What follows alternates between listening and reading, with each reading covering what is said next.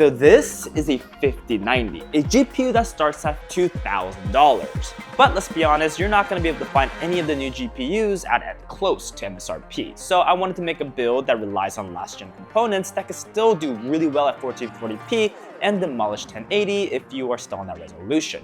And this right here is a new PC I built for that.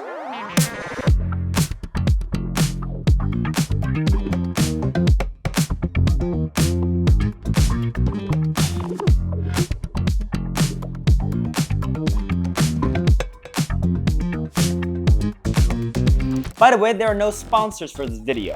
There will be affiliate links for all the things I use, but I will also have a non-affiliate link if you want to use that instead. Up to you, do not mind. But let's go over the parts. For the CPU, we have the Ryzen 7 7700X. That's right, the predecessor of the 9700X. You can go with the 9700X.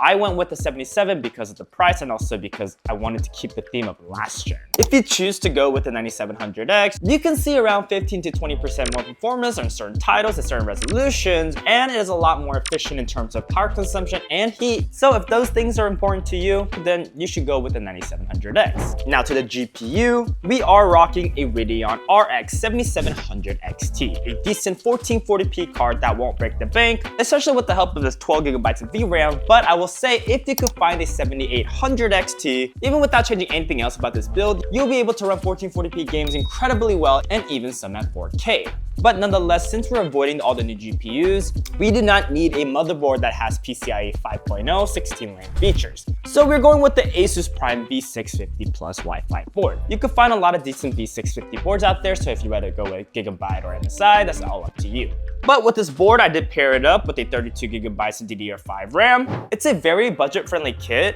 the Team Group T Create Classic. I got it for like under $80, 32GB, not bad, right? It doesn't look that great since we don't have any RGB, which is honestly completely fine with me because of the case I'm using. I have a lot of RGB. But once again, the choice of your case is gonna be all up to you. You can go with Corsair, you can go with anyone, but this is the Evolve X2 from Fantex. They actually sent this out to me a little while back, and I actually didn't have any of the case to put this build in, so that's why I have it here. But phenomenal case, it looks beautiful. I just like the fact that it's so thin. I totally forgot about this part, but we are using a 1000-watt PSU. You don't need to go this high, but just in case I upgrade to one of the higher end 50 series cards in the future, I decided to put 1000 watts in here, but you really do not need it. Now that we know what's in the PC build, let's go over the performance of the PC. All the benchmarking I did was on 1440p, and I kept a lot of the settings relatively high. I did a lot of different games, but here are a few that I wanted to highlight.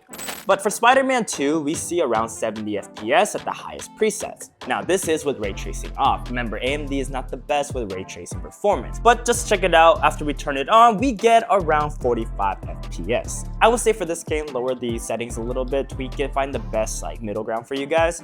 For this game, I do think that it looks great even without ray tracing, but I know this is all personal preference, but just keep that in mind.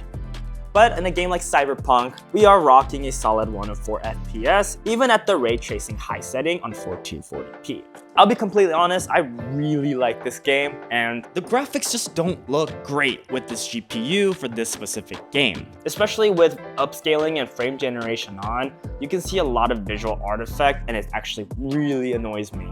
I don't know if you guys will feel the same way, but I play this game on a high-end NVIDIA GPU, so I might be just super spoiled. But for this game, I would say if you're using a GPU like this, bring down the resolution quite a lot. But when we move on to an esports title like Valorant, we can see 400 to 500 FPS thanks to the 7700X. And I know this game literally runs great on a potato PC, but I do know that some people like to have a balance of story games and competitive games in their library, so here's that. And lastly, I wanted to look at Call of Duty, which will get you around 103 FPS at the highest preset. And trust me, I ran the benchmark multiple times and I kept getting 103 FPS, so I mean, that's not too bad. Now, is this the best 1440p build that you'll see online?